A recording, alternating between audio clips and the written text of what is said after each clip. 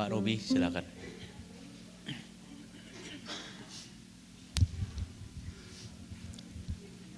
Selamat sore saudara sekalian, selamat bersekutu kembali setelah menikmati alam sejenak dan juga menikmati tempat tidur bagi sebagian orang. Ya, saya ajak kita untuk bangkit berdiri dan kita mau mempersiapkan hati kita untuk session ini.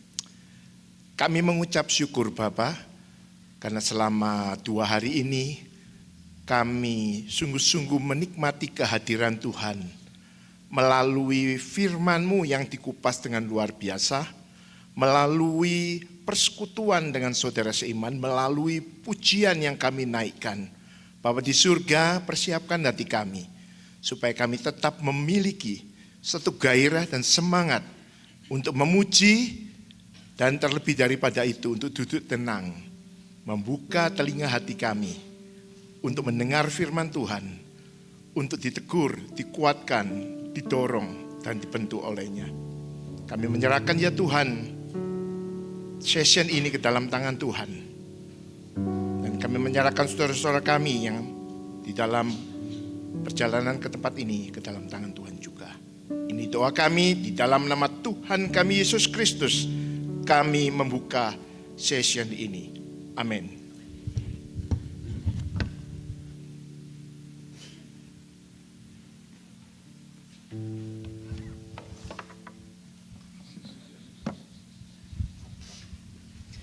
Shalom saudara-saudara yang terkasih dalam Tuhan Yesus Kristus. Mengucap syukur ya kita bisa berada di tempat ini. Kami, terutama kami dari Little, kami mengucapkan banyak terima kasih dan mengucap syukur sama Tuhan kalau kita bisa berada bersama-sama di tempat ini. Mari kita mulai section ini. Mari kita muji dan menyembah Tuhan, kita mengucap syukur. Haleluya Yesus. Bersyukur padamu Tuhan.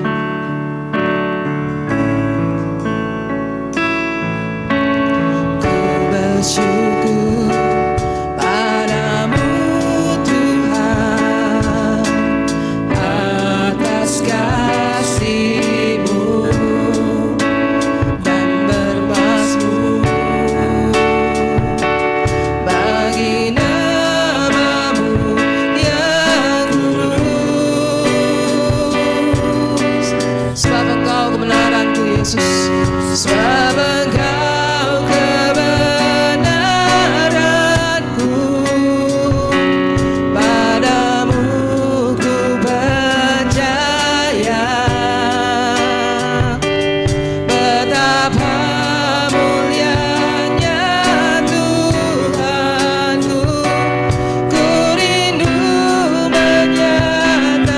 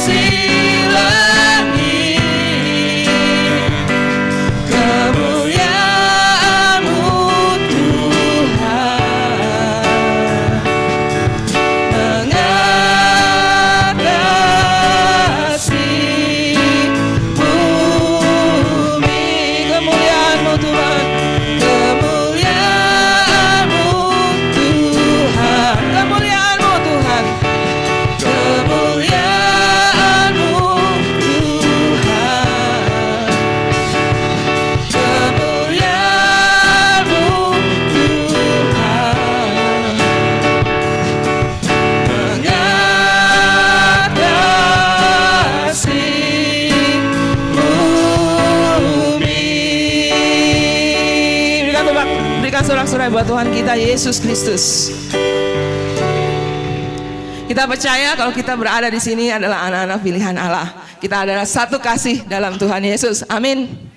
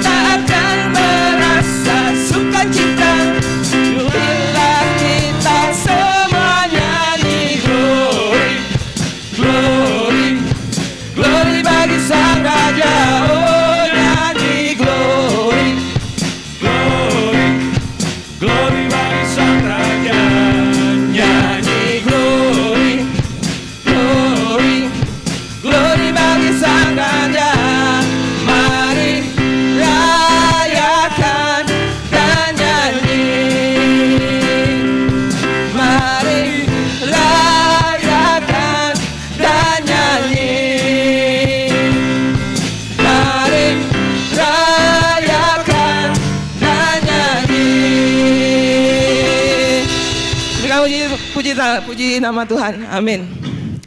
Sebelum kita memulai season yang keempat, saudara-saudara.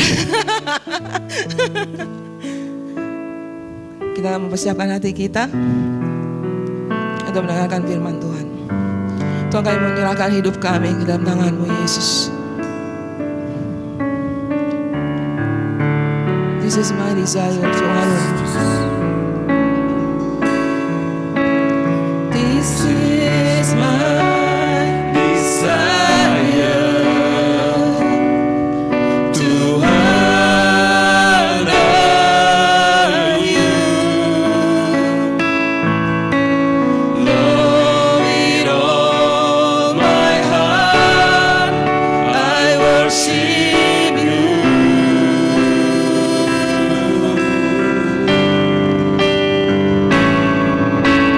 All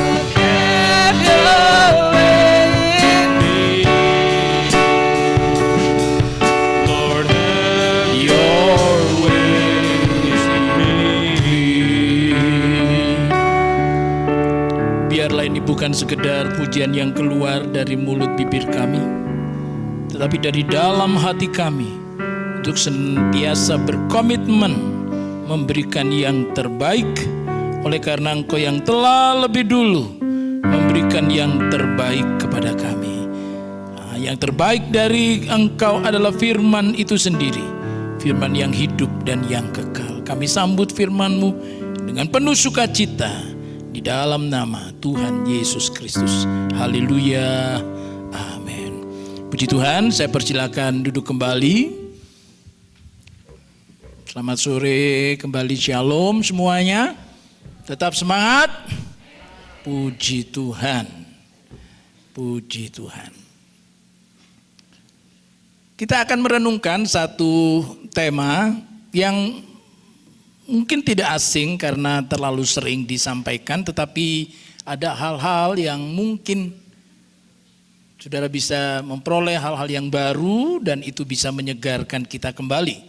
Oleh sebab selalu ketika kita mendengar firman Tuhan, ada yang memang for the first time, untuk yang pertama mendengar hal itu, tetapi ada yang mendengarnya kesekian kali. Itu maksudnya adalah supaya bisa lebih tertancap, tertanam di dalam hati kita. Jadi baik bagi yang baru mendengar maupun yang telah sering mendengarnya, mari kita simak firman Tuhan sore ini. Kita akan berbicara mengenai kesatuan tubuh Kristus, diawali dengan sebuah ayat dalam Injil Yohanes, yaitu Injil Yohanes pasal yang ke-17 ayat yang ke-21, yang sebenarnya ini menjadi ayat tema dari retreat kita, Unity in Christ. Yohanes 17 ayat yang ke-21. Supaya mereka semua menjadi satu. Sama seperti Engkau ya Bapa di dalam aku dan aku di dalam Engkau, agar mereka juga di dalam kita, supaya dunia percaya bahwa Engkaulah yang telah mengutus aku. Nah, dalam opening ceremony Bapak Pastor Daniel Pak telah menyampaikan tentang remain in Christ, tinggal atau abide in Christ, tinggal di dalam Kristus. Dan malam ini kita akan diteguhkan kembali oleh kebenaran firman ini mengenai unity in the body of Christ. Ada begitu banyak gambaran tentang gereja Tuhan, persekutuan orang percaya. Nah, salah satunya adalah tubuh.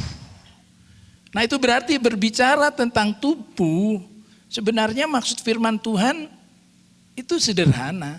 Ya, kalau saudara mau memahami tentang kesatuan, ya lihat saja tubuh kita.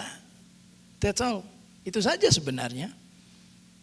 Nah, tapi seringkali ketika kita mau mempelajari sesuatu kebenaran yang sangat dalam dan oleh firman Tuhan sudah diberikan contoh yang sangat jelas, metafora kiasan yang sangat mudah dicermati. Kalau Yesus mengajar juga pakai perumpamaan yang sederhana. Tapi kita kadang-kadang mengabaikannya, ya. Nah, apa sebenarnya yang dibicarakan dalam kesatuan tubuh Kristus ini? Nah, surat Rasul Paulus yang paling banyak berbicara tentang kesatuan ini adalah salah satunya surat Korintus. Mari kita lihat terlebih dahulu 1 Korintus 12 ayat 27. Setelah Rasul Paulus itu berbicara tentang karunia-karunia yang luar biasa yang diberikan oleh Roh Kudus kepada gerejanya supaya anak-anak Tuhan melayani secara efektif, lalu ia memberikan semacam kesimpulan, ya. 1 Korintus 12 ayat 27, kamu semua adalah tubuh Kristus dan kamu masing-masing adalah anggotanya. Kita semua secara kesatuan adalah tubuh Kristus dan kita masing-masing adalah anggota tubuh itu. Nah, itu berarti apa? Kalau sudah berbicara tentang tubuh, ada banyak anggota. Dan yang kedua, bahwa anggota itu satu dengan yang lain berbeda-beda posisinya, berbeda-beda fungsinya. Nah, tetapi kita melihat tubuh kita ketika semuanya berjalan secara terkoordinasi dengan baik, maka tubuh itu disebut sehat. Bayangkan saja sederhana ya, apabila orang berlatih baris berbaris, kan begini biasanya ya. Saya praktekkan sedikit ya. Siap gerak, ya siap gerak. Otak kita memerintahkan siap gerak. Istirahat di tempat, ya istirahat di tempat. Maju jalan, ya sudah maju jalan karena memang perintahnya begitu ya. Jadi walaupun masih posisi istirahat, tapi kalau perintahnya maju ya maju saja. Berarti kan jalannya begini. Yang lain lagi mungkin siap gerak, istirahat di tempat, siapkan lagi siap gerak, maju jalan. Nah, umumnya mestinya tangan kanan ke depan bersama kaki kiri ke depan, betul enggak? Saya enggak tahu kalau di sini jangan-jangan waktu disuruh maju jalan itu begini. Ada enggak begitu ya? Jadi tangan kanan yang ke depan itu berbarengan dengan kaki kiri yang ke depan. Lalu kaki kanan bagaimana? Ya tunggu berikutnya. Itu sebenarnya pelajaran sangat penting ya. Jadi ada saudara-saudara, dalam keberadaan kita sebagai tubuh Kristus, jemaat Tuhan itu, ada waktunya si A itu yang dipakai lebih dulu. Si B, ya tunggu, belum gilirannya. Nah itu kadang-kadang kalau kakinya tadi itu tidak sabar menunggu, ya itu berarti apa? Koordinasinya jadi kacau. Bahasa Jawa keserimpet. Nah ya, tersandung kaki sendiri karena yang satu tidak sabar begitu ya. Nah ini sederhana. Makanya saya bilang kepada jemaat ya, saya tanya, mana lebih mudah mengampuni saudara seiman atau mengampuni orang lain yang tidak seiman? Mana lebih gampang? Mestinya lebih gampang mengampuni saudara seiman kan gitu. Tapi kalimatnya begini jemaat itu, Pak, kalau dia itu bukan anak Tuhan, Pak, saya maklum, Pak. Ini anak Tuhan, Pak. Saya tidak bisa ngampuni karena dia anak Tuhan. Loh, kebalik. Karena dia itu anggota tubuh Kristus, maka berarti kita bisa ngampuni lebih mudah. Coba, kalau saudara keserimpet kakinya sendiri dengan dijegal orang lain, kan saudara lebih maklum keserimpet kaki sendiri. Beledet gitu, oh kaki sendiri, ya sudah kan gitu. Kecuali kalau dijegal, apalagi yang jegal misalnya tidak suka pada saudara kan lain lagi ceritanya. Tapi ini kaki sendiri yang nyerimpeti. Satu kali ini saya kasih ilustrasi aja sederhana. Satu kali mungkin ibu-ibu ke dapur, ya mungkin sekarang sudah modern ya. Tapi waktu itu misalnya suaminya itu pulang kerja mau dibuatkan air panas, ya kan, mau mandi belum ada heater. Kalau di Indonesia dibuatkan air panas untuk disiramkan, untuk kemudian digunakan oleh suami mandi air hangat. Lalu kemudian waktu megang pancinya itu sedikit lepas, lalu air kena kaki kan gitu. Lalu misalnya saya selalu mendramatisasi, kaki marah, Ngan, kamu punya masalah apa dengan aku? Sorry tadi itu lepas sedikit. Ini loh, ini sekarang kulitku melepuh ini. Sorry. Tak ambilkan obat.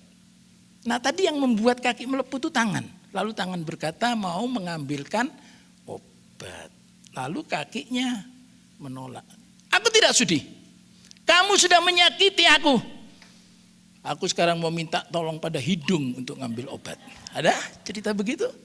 Maka kemudian kaki berkata kepada hidung, dong, coba ambilkan obat dong. Loh, kan tangan yang bisa ngambil obat. Wah, tangan sudah nyakiti aku. Tak sudi aku. Kau sajalah. Ya tidak bisa. Tangan yang nyakiti, tangan yang ngobati. Setuju? Ayo ngomong sama-sama. Tangan yang menyakiti, tangan yang mengobati. Saudara sebelahku yang menyakiti, ya saudara sebelahku yang mengobati. Ayo ngomong sama-sama. Bu, sebelah mana yang nyakiti? Tidak tahu.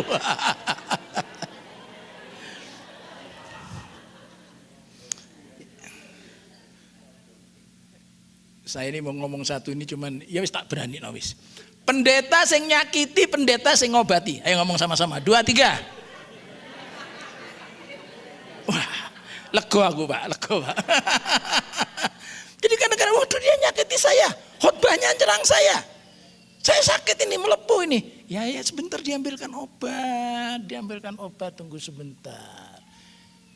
Tapi kemudian sudah bisa bayangkan, lalu kaki tetap tidak sudi dan dia kemudian berkata, aku tidak cocok di tubuh ini.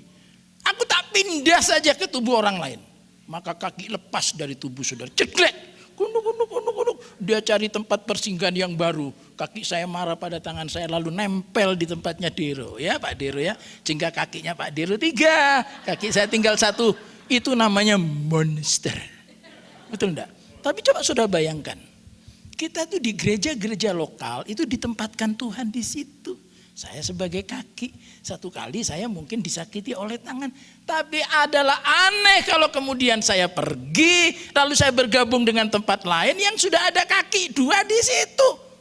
Malah sekarang itu ada gereja yang tadinya kakinya 2, itu menjadi gereja kaki 1000.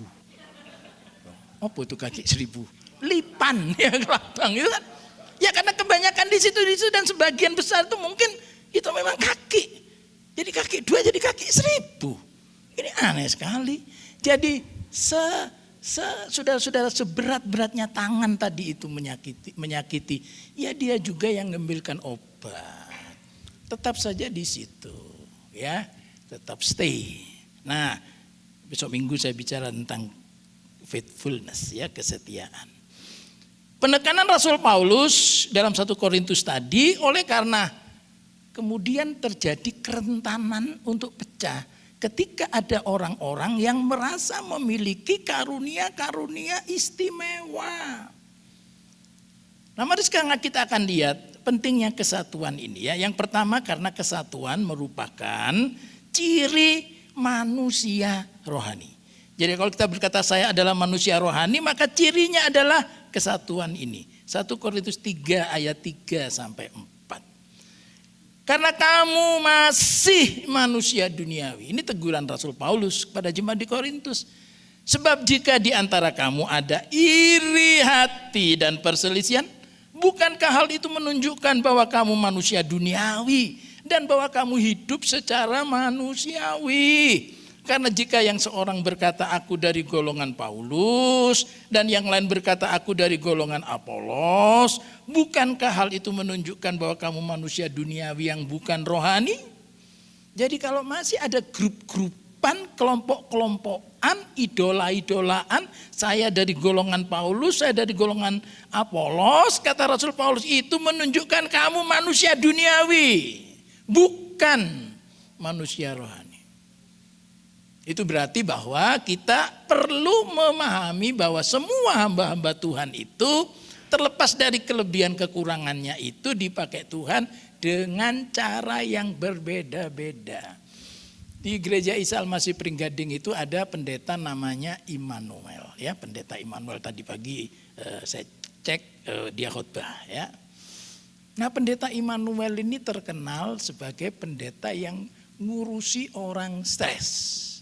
Saya dikenal pendeta yang suka nulis, itu aja, suka ngajar. Talentanya berbeda. Nah, satu kali di daerah saya, itu karena kami dulu wilayah-wilayah, Pak Agus juga salah satu pegang wilayah Semarang Selatan, saya pegang wilayah Semarang Barat, ada jemaat yang anaknya stres. Nah, karena dia orang miskin, saya mesti urus ke dinas sosial segala macam untuk mendapatkan, dulu belum ada BPJS, bantuan keuangan pengobatan. Nah, sementara saya ngurus itu saya stres. Coba, ngurus orang stres karena urusannya banyak ikut jadi stres. Belum lagi bagaimana cara membawa orang ini ke RSJ itu membuat saya lebih stres. Karena saya pernah ke RSJ, bukan menginap ya. Saya pernah ke RSJ itu visitasi. Nah, sampai di sana itu ketemu, itu pengalaman sebelumnya membuat saya trauma. Ketemu dengan 2 cewek jalan, saya bersama dengan rekan hamba Tuhan lain ya, almarhum Pak Juhendra waktu itu. Kami ke RSJ disambut 2 cewek. Dia nunjuk saya, jelas nunjuk saya. Roy Martin ya, gitu.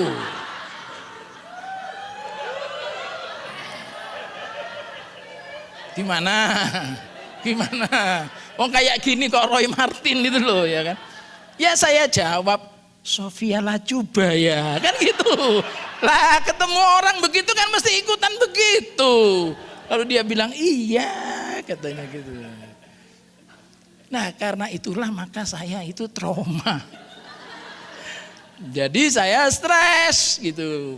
Jadi saya ngurus ke gereja karena perlu surat gereja. Nah saya ketemu Pak Immanuel juga sedang stres. Lalek pendeta stres tuh jemaatnya gimana? Saya tanya kenapa Pak Im stres? Ini loh saya mesti nulis, kami kan ada renungan sinar kasih ya yang sampai sekarang itu. Nulis satu kalimat enggak cocok, diremet-remet, taruh lagi tempat sampah. Gak jadi-jadi gitu loh. Wah lalu kami berdoa. Pak Im kayaknya kita kalau dua-duanya stres berat deh. Ayo kita doa aja ya. Kita doa dulu, kita minta hikmat Tuhan. Kita doa bersama gitu. Lalu sederhana Tuhan bilang tukar tempat. Oh, Pak Im, kowe urus ono wong stres. Ya. Sing bagianmu tak tulis aku. Sudah tahu dalam tempo setengah jam dua-duanya selesai dengan baik. Karena apa? Karena memang saya bukan orangnya. Itu kalau Pak Im ngurus orang stres itu seperti orang itu lalu seperti kerbau dicucuk hidungnya tuh. Ayo ikut aku, bisa ikut tuh. Karena Pak Im rodok stres jadi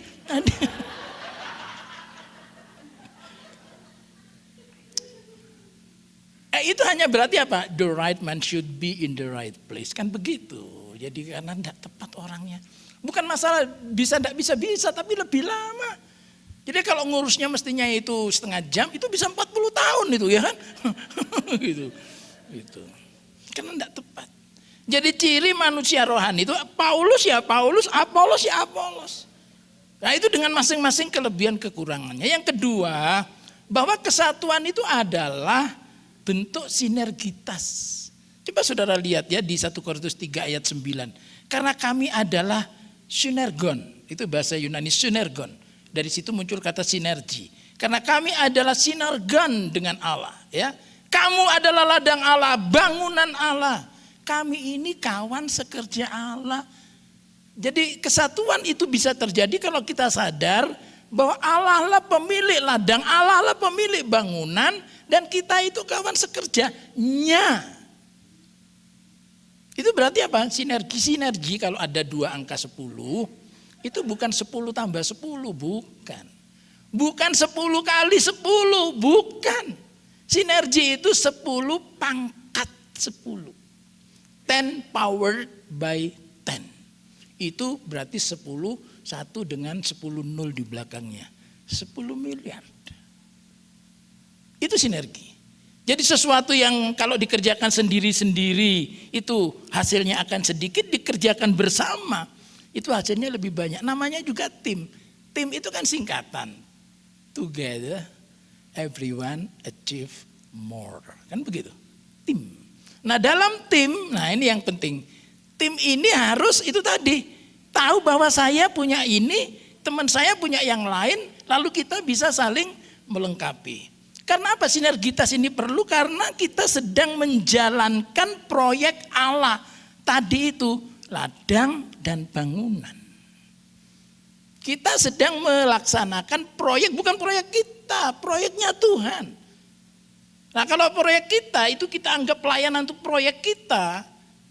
Gereja Tuhan kita anggap proyek kita ya pasti. Orang akan mudah pecah, unggul-unggulan ini jasa siapa yang membesarkan ini, siapa yang memajukan gereja ini. Akan saling menonjol, pasti itu.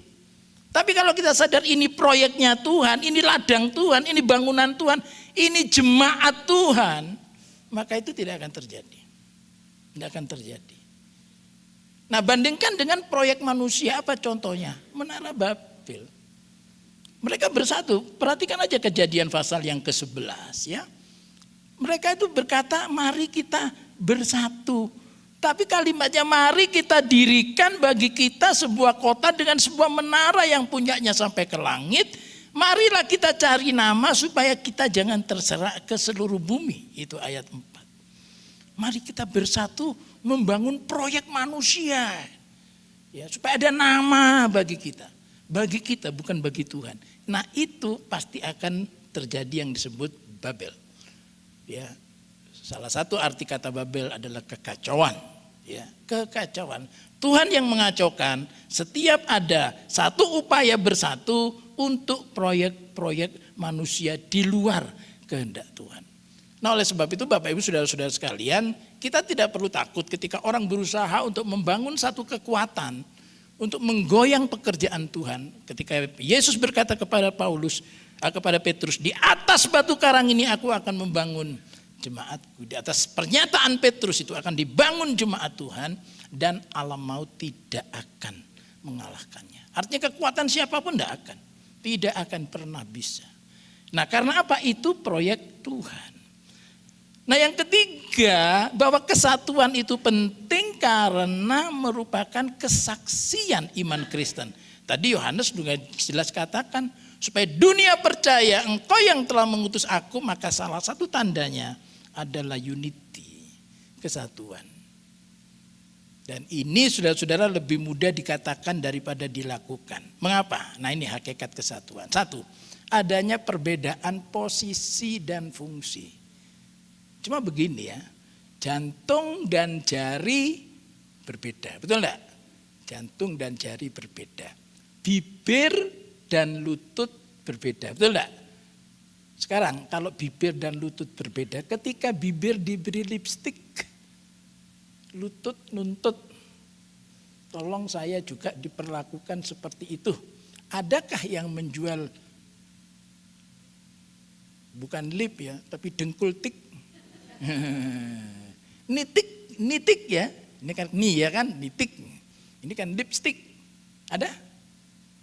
Tidak ada ya di toko itu ya, tidak ada ya kecantikan ya. Nah, bayangkan kalau dengkul saudara itu kemudian minta supaya diperlakukan seperti bibir.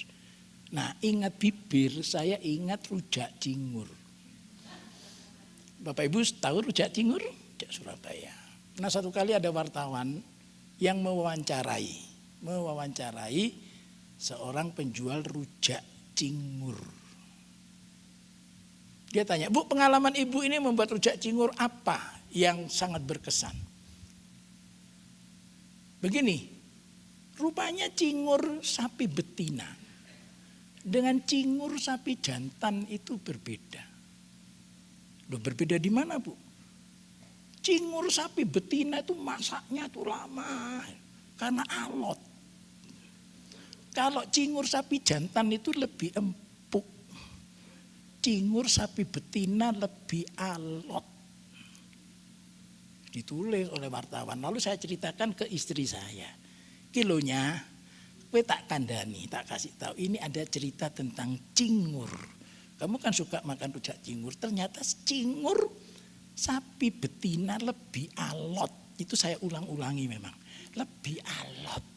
Cingur sapi betina lebih alot daripada sapi jantan. Dia nyonyaku ngamuk. Nyindir. Kok nyindir? Aku bicara sapi. Tapi saya tanya ini yang pria-pria suami-suami. Setuju bibir sapi betina lebih alot? Sapi betina lebih alot, setuju?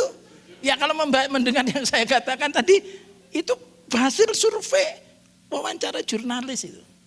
Ya, jadi jangan mudah tersinggung. Ini bicara bibir sapi betina, ya, lebih alot. Iso diantemi aku pulang. Jadi posisi berbeda. Jangan karena bibir itu diberi lipstik, lalu yang lain minta lipstik juga. Itu kan aneh. Apalagi ginjal di dalam. Ya kan tadi kan kita foto tempe, itu kan di foto set. Nah, itu ginjal meri, ya kan iri.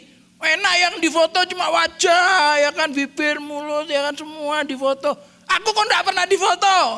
Lalu ginjal kita ngamuk, ngambek. Gimana? Yuk. Ya sudah, hemodialisa karena ya kan cuci darah. Itu kalau ginjal ngamuk begitu. Tapi kita bersyukur ginjal kita tidak ngamuk walaupun tidak pernah difoto, ya. Ini bicara foto lagi. Jadi perbedaan posisi fungsi cuma begini saudara ya. Walaupun sama berarti tapi tetap ada yang lebih penting. Misalnya jantung dengan jari kelingking, mana lebih penting? Jantung. Jari kelingking kecepit lawang, pedot, putus. Seperti yang kemarin ceritanya itu, Pak Daniel. Enggak masalah, masih bisa hidup. Bisa. Lah sekarang kalau jantung pedot, bisa hidup. Bisa, itu aja. Nah makanya saudara mesti tahu, oh kalau ini ada boleh. Dan harus. Tapi kalau ini enggak ada, enggak masalah. Kalau ini yang enggak ada, enggak bisa. Ini harus ada. Itu yang harus dimengerti dalam tubuh Kristus itu. Ada yang boleh ada dan ada yang boleh tidak ada. Jadi mana yang sangat hakiki dan mana yang aksesoris. Ya bukan berarti mari kita putuskan semua jari kita, ya kan, bukan. Cuman kalau satu kali karena satu situasi kondisi mau ndak mau itu jari itu mesti lepas. Ya apa boleh buat daripada jantung yang lepas. Satu kali ada kisah di Perjanjian Lama. Kisahnya itu apa? Kisahnya itu adalah ada penyembahan berhala dan Tuhan sedang menjatuhkan tulah. Ya, penyembahan berhala karena ada orang-orang Israel yang bermesraan dengan orang bangsa lain, begitu lalu wanita bangsa lain itu mengajak orang Israel itu menyembah berhala. Itu seringkali terjadi dalam Perjanjian Lama. Nah, ketika mereka menangis karena terjadi tulah, tulahnya itu turun ya dari Tuhan itu sampai ribuan orang tuh banyak mati. Ya saya tidak bisa sebutkan ayat-ayatnya ya karena waktu. Nah lalu kemudian ada sepasang sejoli. Ya itu malah bahasa Jawa itu ngece. Ini sedang berdoa minta Tuhan hentikan tulah ini. Nah di sana ada cewek sama cowok ya kan, cowoknya itu Israel, ceweknya itu bangsa lain lagi menjalin kemesraan begitu ya. Wah sudah itu yang namanya Pinehas, cucu daripada Harun, dia ngambil tombak sudah, cep, gitu, mancep sudah, mati. Nah itu kalau dibaca sekarang, kok tega ya, orang lagi kasmaran kok malah ditombak sampai mati. Tapi sebenarnya Pinehas sedang menyelamatkan ribuan orang karena setelah itu tulah berhenti, stop. Lalu dikatakan dalam Alkitab Pinehas melakukan hal yang begitu bagus dan ia akan diingat turun-temurun. Itu Mazmur 103 ayat 30 ya. Diingat turun-temurun jasa Pinehas yang membunuh sepasang kekasih itu demi menyelamatkan ribuan orang. Nah Bapak Ibu Saudara sekalian, ini yang kadang-kadang sulit dimengerti dalam konteks pelayanan. Ya, saya berulang kali ada pelayan Tuhan, kita dengar bukan sekedar gosip tapi betul fakta orang ini keliru. Penyanyi paduan suara, saya ditelepon ya dari kota lain, Pak, tolong Pak namanya ini sedang ada di gereja Bapak menjadi penyanyi. Ini urusan dengan saya belum selesai Pak, saya ini selingkuhannya, saya ini sudah pernah dihamili Pak, dan saya sudah pernah aborsi disuruh dia Pak, dan sekarang biaya aborsinya belum dibayar sama dia. Saya kaget ya. Oke. Nah saya saudara-saudara itu memang bagian gepu itu saya. Jadi saya panggil. Begitu saya panggil pakai telepon gitu ya. Pak besok ketemu saya ya. Nah rupanya dia ngerti akan dapat teguran. Pak Petrus suka kasur merek apa? Karena dia jualan kasur. Lu maksud Bapak? Enggak Pak, biasanya kan Bapak kalau tidur di atas kasur kan ada merek-merek tertentu. Mau merek kasur apa saja nanti saya kirim Pak. Enggak, saya berdiri saja bisa tidur. Enggak perlu kasur. Datang saja besok enggak usah bawa kasur-kasuran, saya berdiri aja bisa. Pendeta yang mau disuap kasur, coba sudah waduh. Lalu saya bilang, betul begini betul, faktanya ini begini betul. Iya Pak, betul. Oke, jadi you berhenti dulu. Selama 6 bulan selesaikan semuanya, bertobat, nanti saya bina setelah selesai 6 bulan dan kelihatan pertobatannya kembali. Nah itu kemudian teman-temannya itu enggak terima. Pak Petrus ngawur, ini penyanyi vokal yang sangat bagus. Lah kok malah disuruh jangan melayani. Kan saya enggak mungkin ceritakan kasus-kasusnya, ya kan enggak mungkin. Ya, sudahlah percayalah saya melakukan apa yang menjadi tugas saya. Kita selamatkan dia supaya berkat Tuhan, urapan Tuhan itu ada. Jangan dibayangkan bahwa wah mau keliru, mau salah, mau enggak dibereskan tetap saja melayani akan mendatangkan Urapan Tuhan tidak akan. Percayalah kasus Achan itu sampai orang Israel kalah. Mengalahkan kota Ai yang kecil saja tidak bisa.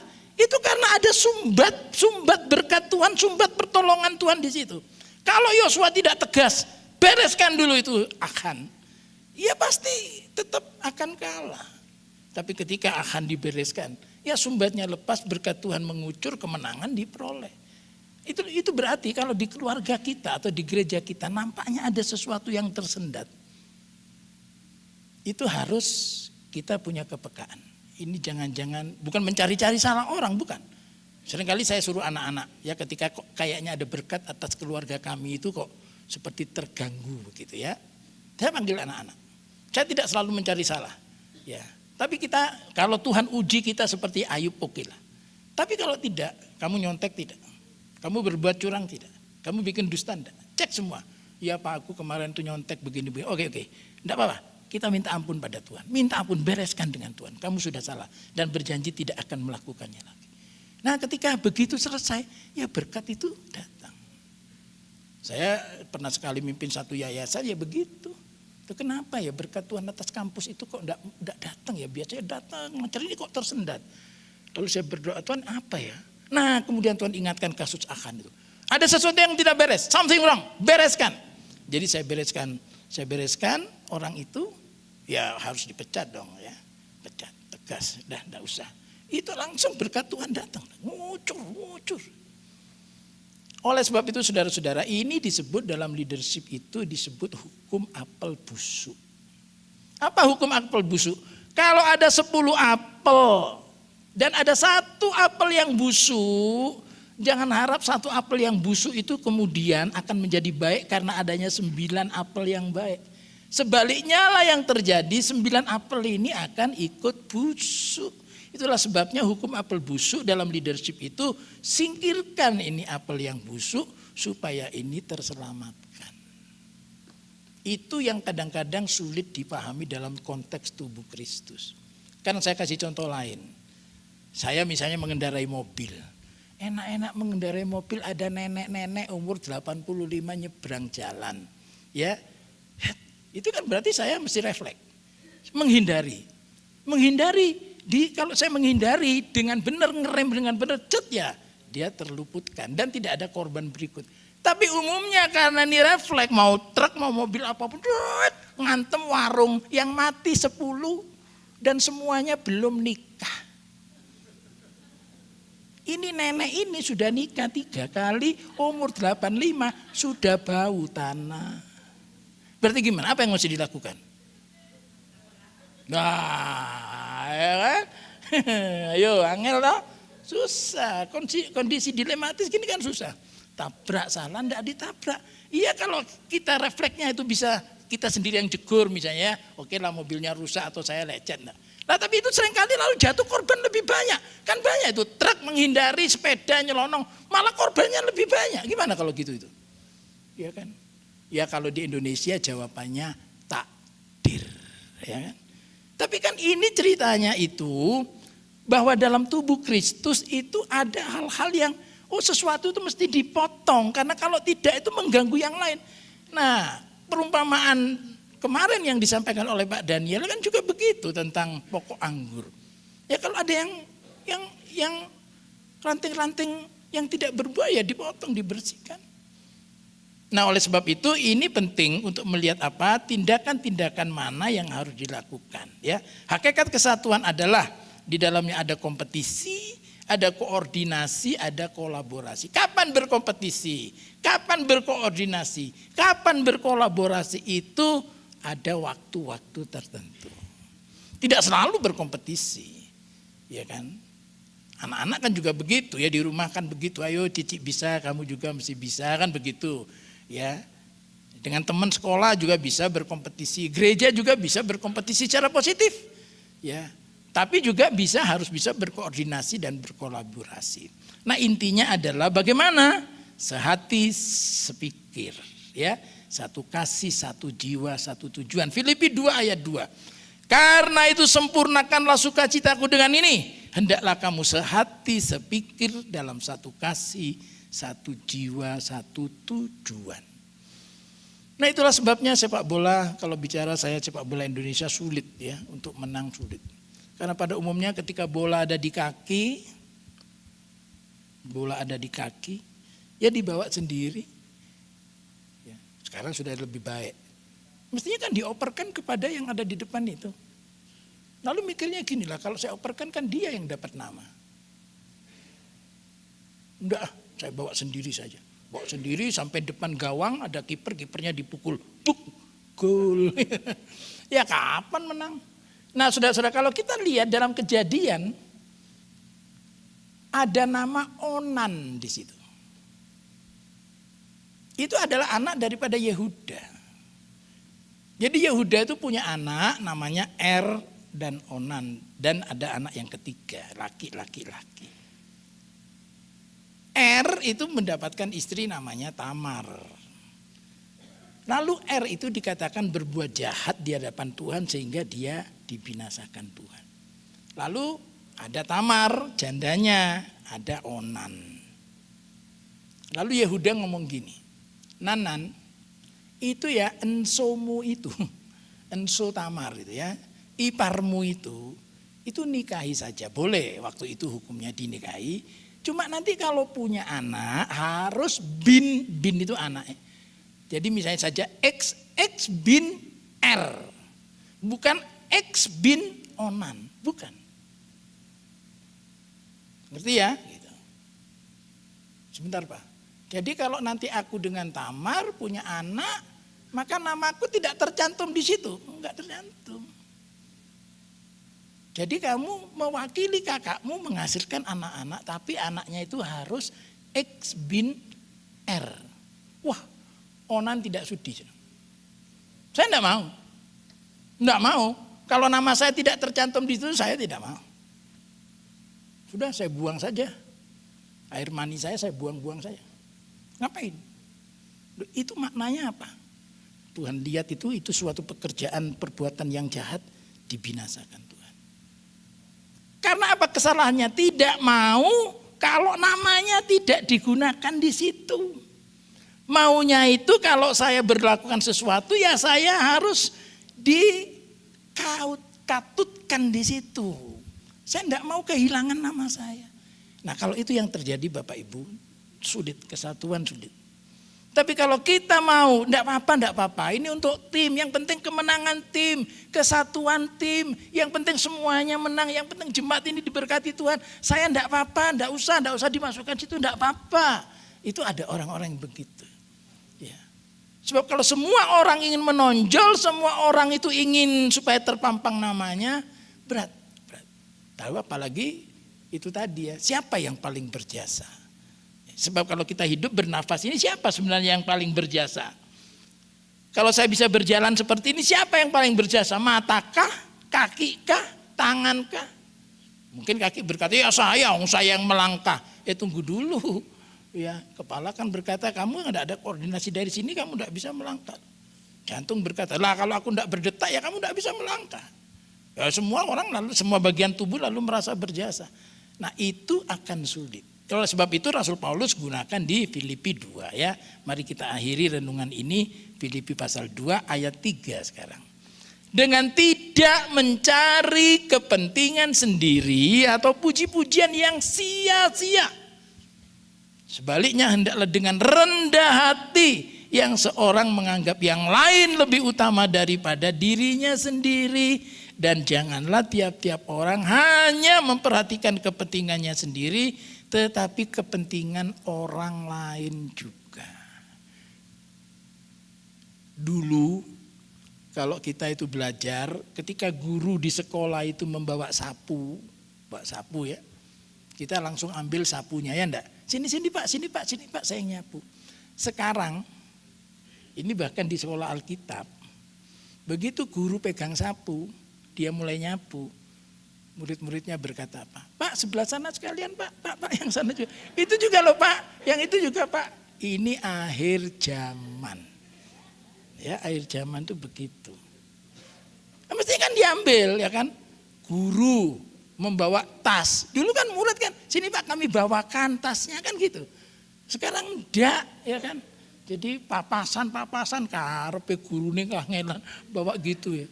Nah saudara-saudara, ada perubahan paradigma sekarang itu di mana tiap-tiap orang hanya mencari kepentingannya sendiri. Yang namanya mau melayani, mau menganggap yang lain lebih utama, itu jarang. Dulu kalau ada prasmanan makan, siapa yang harus makan lebih dulu? Yang tua. Kedua, perempuan. Kan gitu. Sebab kalau laki lebih dulu pasti yang perempuan tidak kebagian. Itu kan aturannya. Tapi kalau orang tua lebih dulu, orang tua biasanya makannya sedikit.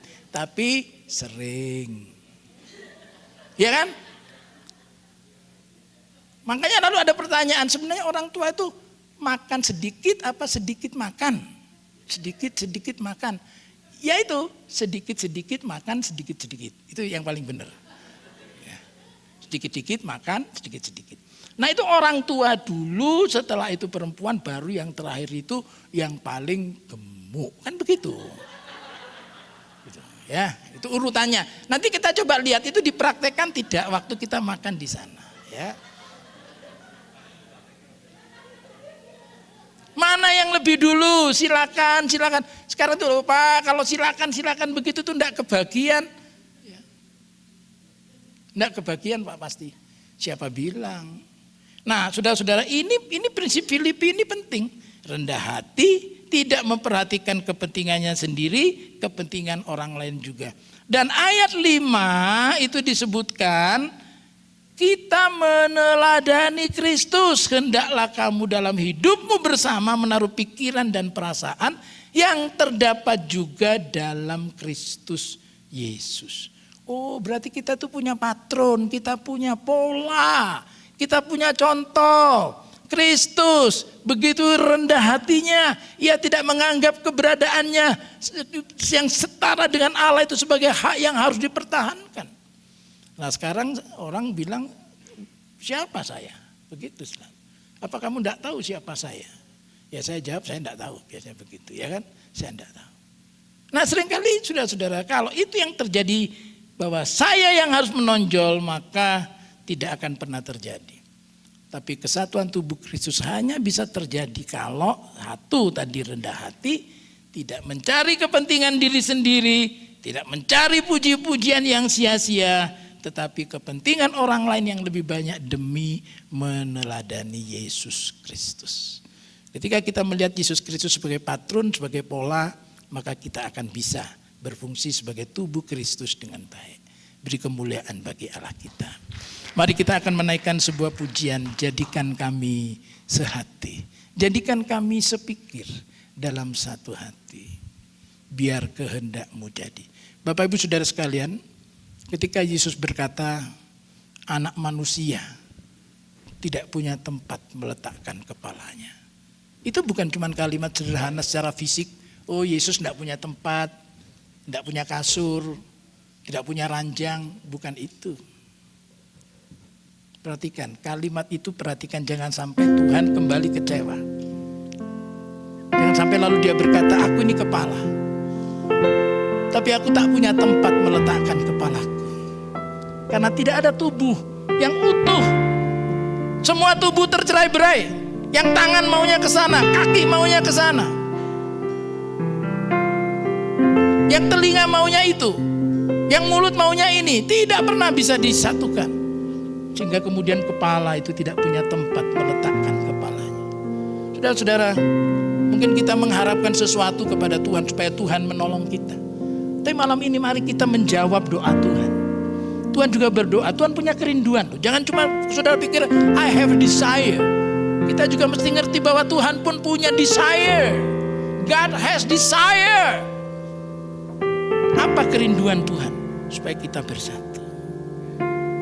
Supaya kita bersatu, itu kerinduannya. Tentu kita senang apabila kerinduan kita, hasrat kita dikabulkan oleh Tuhan. Dan mari kita sekarang juga mau kabulkan kerinduan Tuhan. Ya Tuhan, aku mau supaya Engkau sebagai kepala bisa meletakkan dirimu, kepala itu, di atas tubuh yang utuh, di atas tubuh yang mau bersatu. Mari kita naikkan pujian ini.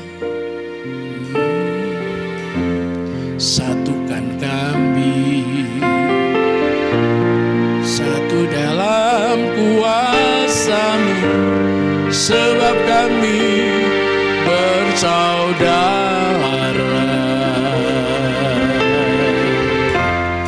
Biar kami satu, seperti Kau dan Bapa satu. Dunia lihat Kau dalam kami, jadikan kami sehati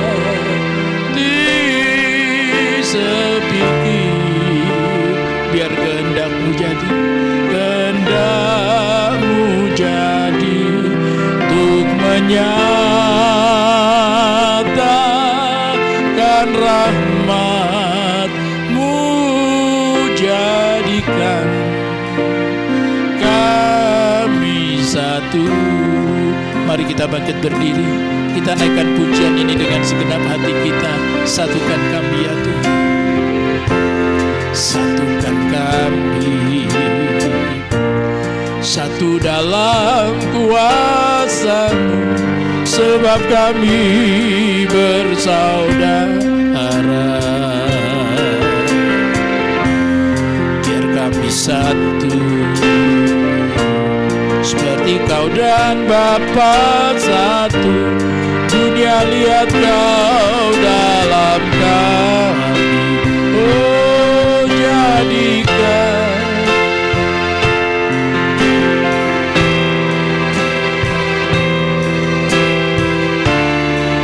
kehendak-Mu, oh untuk menyatakan rahmat-Mu, jadikan kami satu.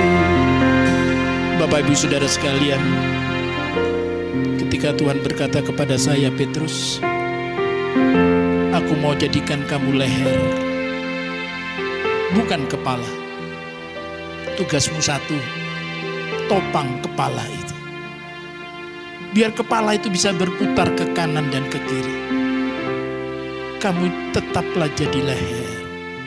Bapak Ibu Saudara sekalian, saya ketika Tuhan memberi perintah itu supaya saya menjadi leher, bukan sesuatu yang mudah. Karena leher sangat dekat dengan kepala. Dan leher selalu ingin menjadi kepala.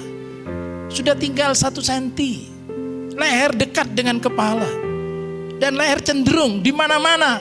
Ketika orang berada sebagai leher, dia selalu ingin menjadi kepala. Bahkan kadang dia tidak sabar untuk menjadi kepala. Bahkan dia menjelekkan kepala karena dia ingin menjadi kepala. Pada dalam tubuh, adakah tubuh saudara, leher saudara lalu berubah menjadi kepala? Tidak, bukan? Leher tetaplah leher. Berfungsilah sebagai leher yang baik. Mungkin sebagai second man, mungkin sebagai third man, mungkin sebagai fourth man, atau orang yang kesekian.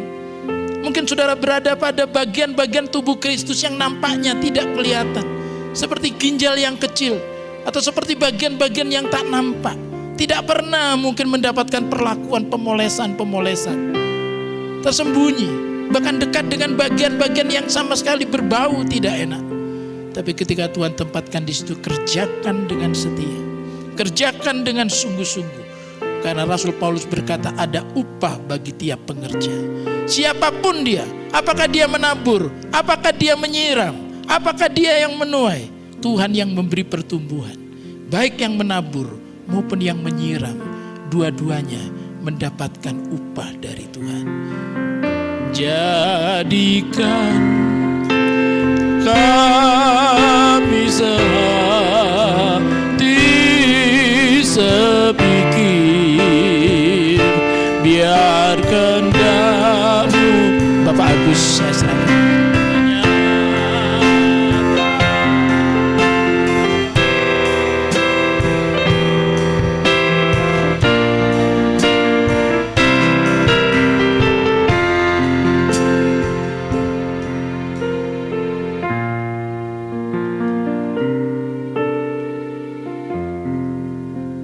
Bapak Ibu Saudara, kita telah banyak diberkati oleh hamba-Nya.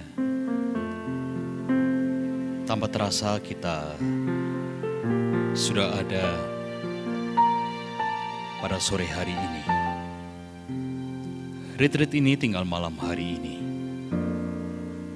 Session yang kelima dan recommitment. Kita fokuskan kepada Tuhan. Sisa sepanjang hari ini. Mohon Roh Kudus sendiri yang berkarya di akhir daripada retreat kita malam hari ini. Bersyukur firman Tuhan yang telah kita dengar bersama di dalam Kristus. Kesatuan. Kita berbeda, tapi Roh Kristus sendiri yang mempersatukan kita. Sungguh hati kami bersyukur ya Tuhan. Tidak ada yang pantas kami banggakan dalam hidup ini selain Kristus yang kami tinggikan, kami muliakan, kami agungkan. Tidak ada satupun ya Bapa di antara kami yang mencuri kemuliaan Tuhan. Oleh karenanya ya Tuhan, bentuklah kami seturut kehendak-Mu. Jadikan kami satu di dalam Kristus dengan berbagai macam anggota yang Tuhan nyatakan dalam hidup kami. Ampuni setiap kesalahan dosa-dosa kami ya Tuhan. Kami serahkan sepenuhnya ke dalam tangan-Mu. Sisa daripada acara retreat ini, biarlah kami tidak hanya sekedar mendengar, tetapi kami mohon Tuhan Roh Kudus yang menyentuh hati kami, mengubah hati kami, menjamah hati kami. Kami berdoa bersyukur di dalam Tuhan Yesus Kristus, Gembala yang baik. Dan kami akan bersama-sama memasuki di dalam fellowship makan malam. Tuhan, Engkau juga yang memberikan berkat secara jasmani kepada kami. Kami dikenyangkan baik jasmani, kami juga dikenyangkan secara rohani. Dalam nama Tuhan Yesus Kristus, kami berdoa bersama-sama, kita katakan, amin.